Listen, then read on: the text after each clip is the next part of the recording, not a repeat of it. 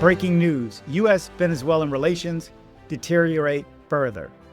If you're not familiar with my channel, I report the news for Central and South America with a special attention on Medellin, Colombia, and Colombia as a whole.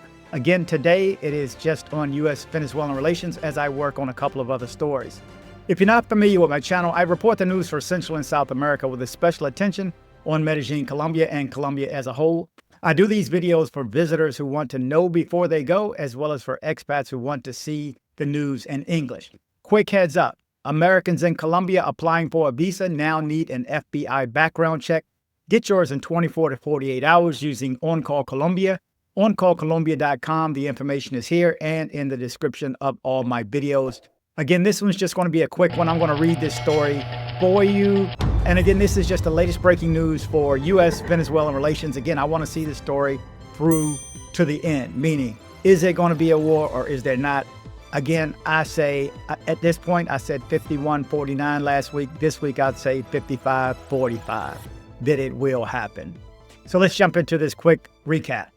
U.S.-Venezuelan relations remain at a boiling point amid escalating military tensions in the Caribbean, driven by the Trump administration's aggressive campaign against Venezuelan-linked GERD cartels.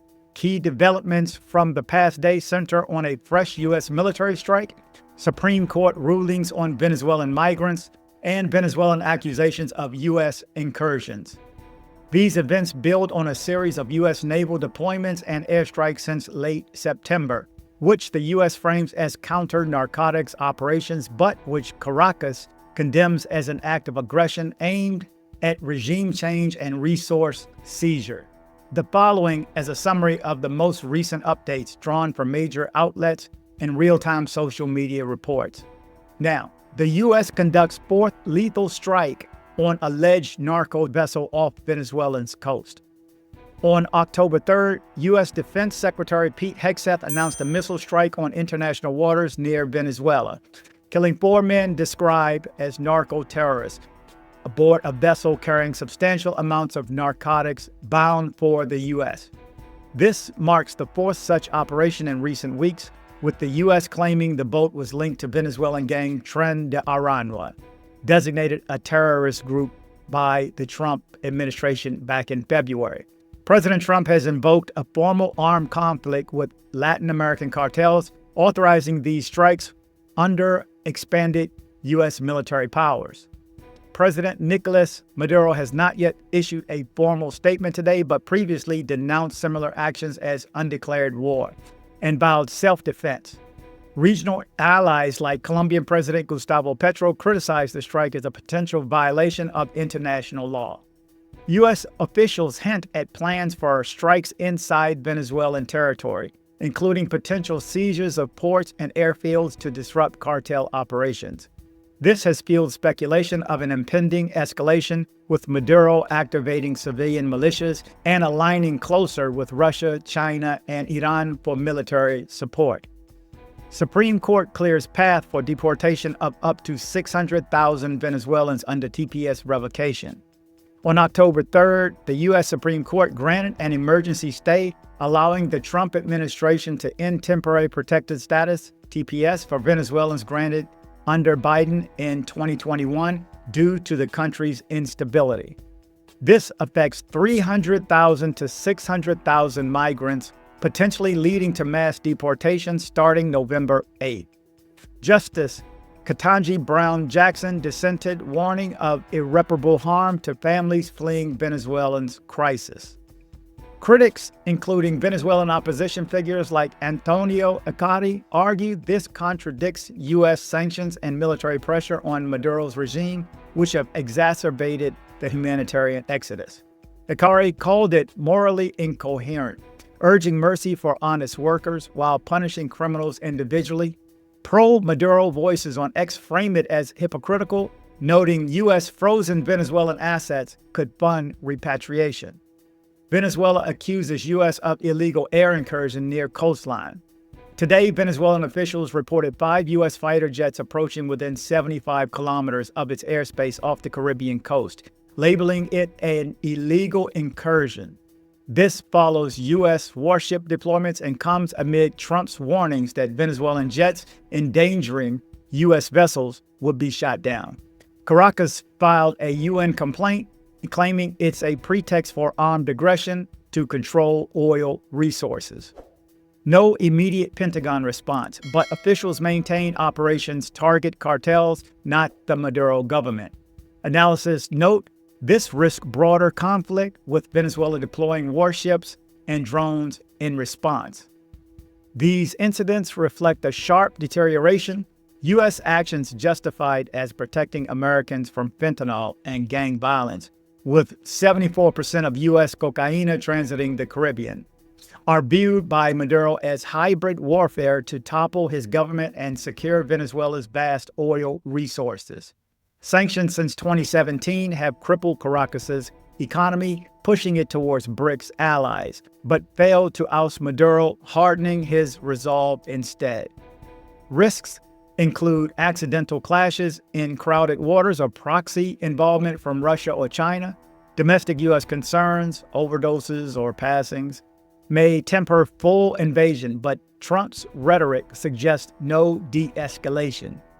So stay tuned, watch the UN Security Council debates over congressional oversight on the strike's legality, but this is pending right now. Again, I'm saying 54-45 right now that it's going to happen. I mean, you can tell that there's a progression. And if you are at a certain age in this country, which I am, or a certain age, my age, above, a little bit less, you remember this stuff happening before. We remember how we got into the Vietnam War. It was a false flag. This is how it's done. This is just one way that it's done. But this is how the people with the money, the people in control, can stay in control. They also have a vested interest in keeping us divided. So I have to be careful, precisely careful not to offend somebody from the right while not offending somebody from the left. Guys, we got to forget this left-right stuff. We're supposed to be Americans, right? I mean, but somebody wants to keep us divided. Why is that? Again, I've done a video a while back. I'll see if I can't find this. There's more that we agree on than what we disagree on. So why are we divided? I mean, why is this? It's because of the media and the way that the media and social media is plugging it. And let me tell you what a positive affirmation is to me. A positive affirmation is a statement of fact. It's sunny. It's raining. It's dry. You broke. I'm rich. I mean, those are just statements. They don't have to be true.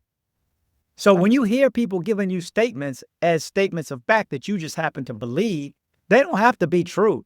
And anytime somebody repeats statements of fact, there's more of a propensity for people to believe it, or a certain amount of people. And I had to look that up not too long ago in my night sitting there talking to ChatGPT and so on. I had to ask it, why do people just believe what they're told? Because I don't get it. Why do people just believe 100% what they're told? Or maybe even 80% of what they're told? Or even 50% of what they're told? I take the thought process that I need to evaluate everything, and I don't agree with anything in the beginning. I need to see facts that back it up, and it just has to make sense. Don't just believe things when somebody tells you, oh, 300, 400 billion that, or yes, we did that, and don't believe your lying eyes. I mean, that statement's been made. Don't believe what you're seeing. So when you see troops on the street, there's really not troops on the street. This is everything that we knew was going to come. But they're not just taking down Democrats. Yeah, there may be Democrats or some of the protests being Democrat leaning, obviously if they're protesting against him, but against the current leadership. But that doesn't mean it's all one side against another side. Guys, we got to stop breaking this up. This is not going to mean anything to a lot of people, but hopefully it means something to one person. And we got to stop looking at it from one side to another and it's left, right, I could care less. Again, we agree more on things than we disagree. They don't want us talking, though. Those in power don't want us talking. Because if we talk, realize that we got kids, we got families, we got jobs, we import, we export, we buy, we shop, we live in this same country. And some of us in the same states, some of us in the same cities.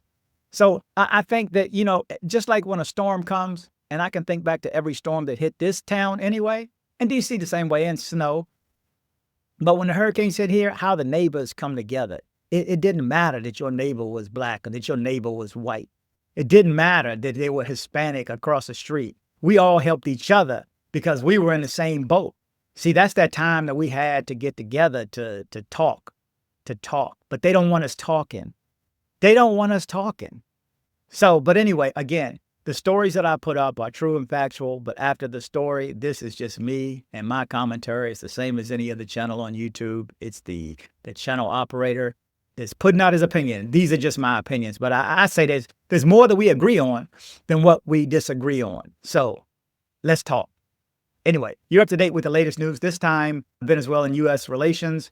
We'll see what happens. I'm working on a bunch of other stories at the same time. I'm going to see how much I can get recorded to roll out during this week, but breaking news, I have to jump on it at least a day before. Again, thank you guys for watching. Remember to travel, but travel safe.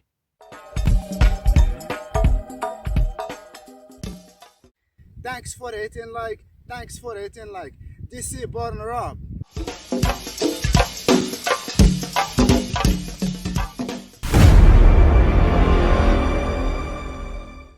So, hey, girl, thanks for coming by my place.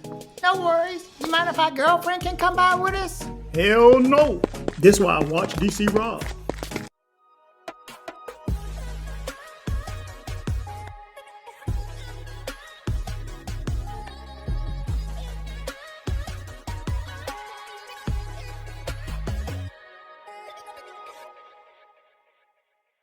Headed to Medellin, Colombia?